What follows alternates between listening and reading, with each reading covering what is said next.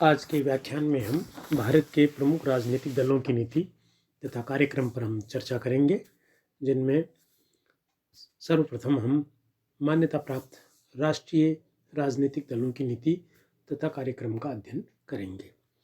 भारत के मान्यता प्राप्त राष्ट्रीय राजनीतिक दलों में सर्वप्रथम हम भारतीय राष्ट्रीय कांग्रेस के बारे में विचार करते हैं। कांग्रेस की स्थापना 1885 ईस्वी में हुई। स्वतंत्रता के पूर्व कांग्रेस के में सभी विचारधारा वाले व्यक्ति सम्मिलित थे और स्वतंत्रता के बाद भी राष्ट्रीय कांग्रेस का वह स्वरूप बना रहा। आज़ादी के पश्चात पंडित नेहरू ने कांग्रेस का नेतृत्व संभाला। 1969 में कांग्रेस का दो दलों सत्ता कांग्रेस तथा संगठन कांग्रेस में विभाजन हुआ। 1978 में पुनः कांग्रेस दो भागों रेड्डी कांग्रेस तथा इंदिरा कांग्रेस में विभाजित हो गई। ये विभाजन किन्हीं सिद्धांतों पर आधारित नहीं था। कालांतर में इंदिरा कांग्रेस ही भारतीय राष्ट्रीय कांग्रेस के उत्तराधिकारी के रूप में प्रतिष्ठित हुई। 1994 में इंदिरा कांग्रेस ने पुनः वैधानिक रूप से भारतीय राष्ट्रीय कांग्रेस नाम को धारण कर लिया। कांग्रेस 1947 से 1996 तक भारत का शासक दल, जिनमें केवल अपवाद स्वरूप 1977 से 1979 और 1989-90 इन वर्षों को छोड़ दें तो 1947 से 1996 तक कांग्रेस भारत का शासक दल रहा। 2004 तथा पुनः 2009 में कांग्रेस के नेतृत्व में गठबंधन सरकार बनी। कांग्रेस स्वतंत्रता, सहिष्णुता, पंथ निरपेक्षता, समानता तथा व्यक्तिगत अधिकारों का समर्थक दल है। वैदेशिक क्षेत्र में गुटनिरपेक्षता की नीति कांग्रेस दल द्वारा अपनाई गई। दूसरा भारत का जो प्रमुख राजनीतिक दल है वह है भारतीय जनता पार्टी। 1980 में भारतीय जनता पार्टी की स्थापना की गई। अटल बिहारी वाजपेयी इसके अध्यक्ष बने। पार्टी ने जयप्रकाश नारायण की संपूर्ण क्रांति तथा गांधीवादी अर्थदृष्टि को अपना आदर्श बनाया। अपने नीति वक्तव्य में पार्टी ने 5 निष्ठाओं से प्रतिबद्ध किया। ये निष्ठाएं हैं राष्ट्रवाद और राष्ट्रीय समन्वय, लोकतंत्र, प्रभावकारी धर्मनिरपेक्षता, गांधीवादी समाजवाद और सिद्धांतों पर आधारित साफ सुथरी नीति। 1987 से कांग्रेस की लोकप्रियता में कमी और भाजपा की लोकप्रियता में निरंतर बढ़ोतरी हुई। 1996 के लोकसभा चुनाव में भाजपा सबसे बड़े राजनीतिक दल के रूप में उभरी। 1998 तथा 1999 में भाजपा के नेतृत्व में गठबंधन सरकार बनी। 2013 में नरेंद्र मोदी को प्रधानमंत्री पद का उम्मीदवार घोषित कर दिया गया। 2014 एवं 2019 के चुनाव में मोदी के नेतृत्व में भाजपा की सरकार बनी। मोदी ने अपने प्रचार अभियान में सुशासन व विकास पर जोर दिया। तीसरा प्रमुख राष्ट्रीय राजनीतिक दल है भारतीय साम्यवादी दल। इस दल की स्थापना 1922 में हुई।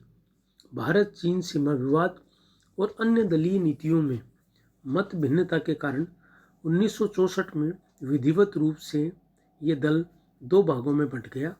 भारतीय साम्यवादी दल दक्षिणपंथी और भारतीय साम्यवादी दल वामपंथी या मार्क्सवादी दल। इनमें से प्रथम को साम्यवादी दल तथा दूसरे को वामपंथी दल कहा जाता है। 1978 में दोनों दलों की विरोध की स्थिति समाप्त हो गई। वर्तमान में निकटता के बावजूद पृथक अस्तित्व बना हुआ है। ये दल भारत अमेरिका आणविक समझौते तथा भारतीय राज्य व्यवस्था में बढ़ते अमेरिकी प्रभाव का विरोध करता है तथा भारत सरकार की उदारवादी आर्थिक नीतियों का भी विरोध करता है। चौथा प्रमुख दल है मार्क्सवादी दल। मार्क्सवादी दल भी अमेरिकी प्रभाव का विरोधी है, निजीकरण का विरोधी है। पहले भाजपा एवं कांग्रेस से समान दूरी की नीति अपनाई, लेकिन परोक्ष रूप में यूपीए की आर्थिक नीतियों का समर्थन किया। वामपंथी दलों में आपसी समन्वय की कमियां हैं, इनका प्रभाव अब घट रहा है। 5वां प्रमुख दल है राष्ट्रवादी कांग्रेस पार्टी। पार्टी के राष्ट्रीय एजेंडा की मुख्य बातें हैं भारतीय पहचान, भारतीय भावना और भारतीय प्रतिष्ठा बनाए रखना, राष्ट्रीय एकता और अखंडता को मजबूत करना, लोकतंत्र को मजबूत करना, सामाजिक न्याय के संघर्ष को जारी रखना, देश के धर्मनिरपेक्ष स्वरूप को बनाए रखना आदि। इसके प्रथम अध्यक्ष शरद पवार थे। छठा प्रमुख राजनीतिक दल है बहुजन समाज पार्टी। 1984 में इसकी स्थापना हुई। कांशीराम और मायावती इसके प्रमुख नेता रहे। कांशीराम के अनुसार हमारा उद्देश्य सार्वजनिक जीवन के सभी क्षेत्रों में उच्च जातियों के प्रभुत्व को समाप्त करना है। उत्तर प्रदेश में इस पार्टी का अधिक प्रभाव है। 16वीं लोकसभा में इसके प्रभाव क्षेत्र में कमी आई। इसके बाद जो दल है वो है तृणमूल कांग्रेस। इस दल की प्रमुख नेता ममता बनर्जी है। ममता बनर्जी पश्चिम बंगाल में कांग्रेस दल की जुझारू नेता रही है। मार्क्सवादी दल तथा मार्क्सवादी सरकार का विरोध उनकी राजनीति का प्रमुख अंग रहा है। पश्चिम बंगाल के समस्त निर्धन जन का सही हित चिंतन इस दल के कार्यक्रम का मुख्य बिंदु है। 1998 में ममता बनर्जी ने कांग्रेस से अलग होकर तृणमूल कांग्रेस की स्थापना की। 2011 में तृणमूल कांग्रेस की पश्चिम बंगाल में सरकार बनी। वर्तमान में ये दल भाजपा के बढ़ते प्रभाव से चिंतित है। इसके बाद है नेशनल पीपुल्स पार्टी। इसकी स्थापना 2013 में पीए संगमा द्वारा की गई। संगमा 2012 में राष्ट्रवादी कांग्रेस से अलग हो गए और उन्होंने इस दल की स्थापना की।